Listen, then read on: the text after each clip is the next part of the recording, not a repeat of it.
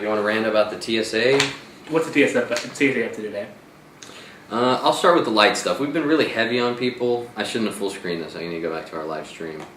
The TSA, for all the shit that they take for groping people and grabbing genitals and, as I saw today, stopping people with gold coins and demanding to know how much they're worth and what they're having it for, although it's none of their business. Now, the TSA has been caught. An agent put a note into this lady's luggage. Did you hear about that? Uh-huh. Apparently, some woman came through with a sex toy. She probably had a big old black dildo. It's my assumption it was black. Big old black dildo in her bag, and the TSA agent wrote, "Get your freak on, girl," and left that note inside of her bag. And obviously, this woman is outraged that. I would be outraged, that they're even in her bag. They have no business being in her bag. Yeah. That dildo doesn't look like a bomb. Invasion of privacy, right? Would be the main complaint she has. But it's nothing new. I mean, you watch Fight Club and you see that right. Dildos get flagged all the time. She doesn't have a problem with an invasion of her pussy, but she has a problem with her invasion of privacy, right? And it's never your dildo. It's a dildo. A dildo.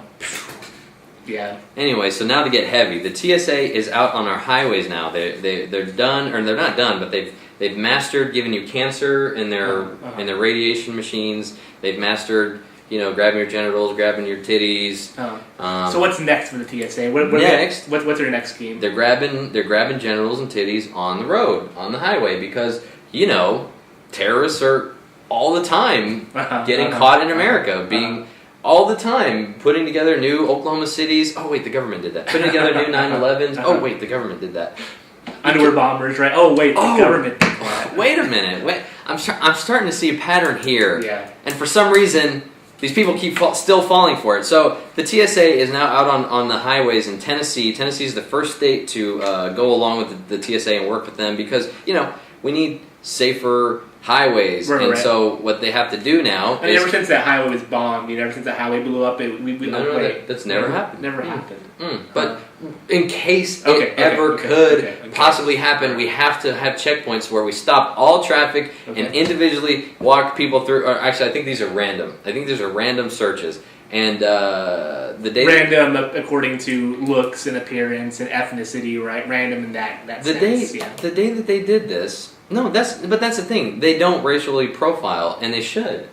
You know what I mean? Like, terrorists aren't, as much as they want to tell you, terrorists aren't blonde-haired, blue-eyed Americans, Tea Partiers. They're not. They are terrorists, and they terrorize in the Middle East. They don't do it over here. White people do it over here. And when I say white people, I'm talking about George Bush. George Bush does that here. So... Anyway, now they're out on the highways and people are loving it. This truck driver that they talked to was all about it. He says, and what they're trying to get the truck drivers to do, you see something, you say something. So in order to promote this idea of you see something, say something, you've got to get out on the road and stop all traffic and cause all sorts of mayhem and piss all sorts of people off. You couldn't just put a commercial out or something like that. You couldn't just make people aware that, hey, give us a call if you see something weird. I think we all kind of get that concept. We don't need you out on the highways searching our cars for it. A lot of people ride dirty, a lot of people ride dirty, and they don't need to be bothered with this. Do you think that it's a cover to finding people riding dirty? Do you think people, if they're found with some crack or with some meth, that they will be arrested? Oh, well, of course they will. What are they going to let them go? They're not just looking for terrorists. Yeah, I mean, they're looking for anything. And the good news is you don't have to let them. Just tell them no. It's against the Fourth Amendment. Just say, no, you can't search me. And as a matter of fact, I've seen what they do. They just stand there and they go, so... do you guys have any drugs in this car? Do you have any blah, blah, blah? And you just go, no, and they walk away. So it's really not about finding anything. It's really not. It's just about controlling you and teaching you that you're disgusting, you're guilty until they say that you're not, that you are their animal, their property, and they're going to do whatever they want. Yeah, here you go. Here's a screen cap of the Get Your Freak On Girl for the TSA. Get your freak on, girl. Can you read that over there? Maybe not. Yeah, check that out. On the official TSA paperwork. So they're very professional, these TSA employees. Clearly professional. People who are trained in one afternoon how to do this. Right. And, that sit around angry at their job all day because, they don't get paid enough. And so they take it out on you. Isn't that the way to do it? Boy, there's a lot of comments on this TSA store. All these pages are just comments. Read a comment. Let's see, just a sample of what people are doing. LOL, get a sense of humor. On this so clearly, it's this woman's fault. She needs to get a sense of humor. Right. I'm sure the TSA agent promptly brushed his teeth with it and used Summer's Eve to rinse. He probably sniffed it. Oh, so this was a guy that wrote this. I'm assuming it was a woman. Wow, so a dude violated this woman's privacy. Do you think he may have used the dildo? Do you think he used it? Let me ask you this: get your freak on, girl. What race do you think this guy was that wrote that? Probably a white straight male, right? Okay. Yeah. Let's see. $1 million lawsuit. She needs to go to Gloria Allred or another ambulance chaser and get paid. That's true. Yeah. The good news is she's gonna get a big payday for this. I'm gonna start going to the airport with dildos. Yeah. Just begging for someone to call you out on it, right? I'm wondering if this has happened to anyone else. At Pearson Airport, I tried to get my boarding pass from my computer. Okay, that's the longest comment ever. Listen, if you're writing a comment on a website, especially ours, come on, let's not write paragraphs. Let's just write a quick. We got a paragraph this week about our Chael Sonnen. Yeah, people lash out on us when we talk UFC, so clearly we're gonna have to do it a lot more, and you guys can go F yourselves. Don't forget to subscribe. The subscribe button. We need subscribers. We love you. You should love us. Like I said earlier, we're a real show. We're here to stay every week live here in Dallas. Justin.tv/MindControlShow. Then come check it out on YouTube. Check us out on Facebook.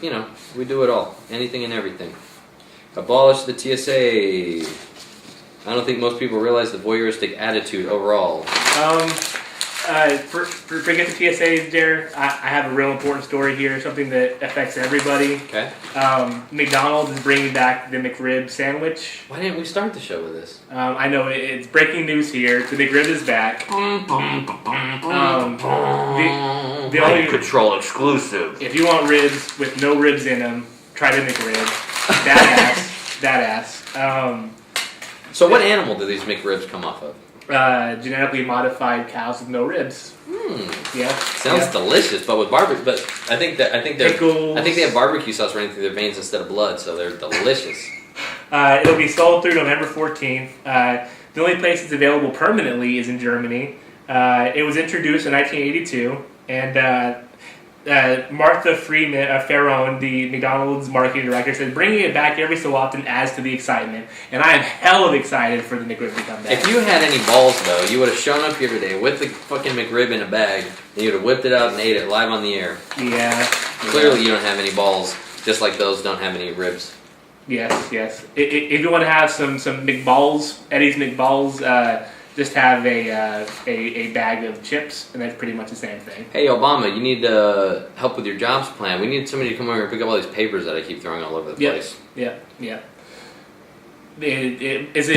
It'd be a private job. It wouldn't be a public job, which seems what Obama is really trying to go for. The public sector needs to be strengthened for this economy to get better. So we can't help with that. That's what Mitt Romney's here to do for us, right?